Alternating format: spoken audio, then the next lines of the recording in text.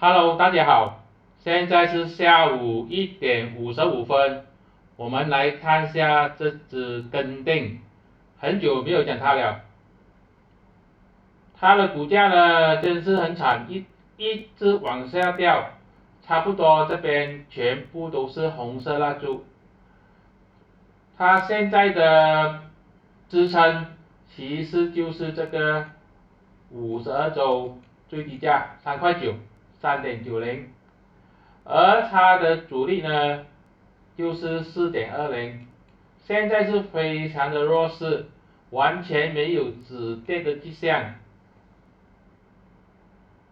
5月31号的时候呢，有资金涌进来，但是呢，最后被打回原形，而且股价更进一步下跌。我个人的看法还是一样，这个时候不要随便去跌倒，最好呢是等到这个6周选举过后，再考虑要不要进场。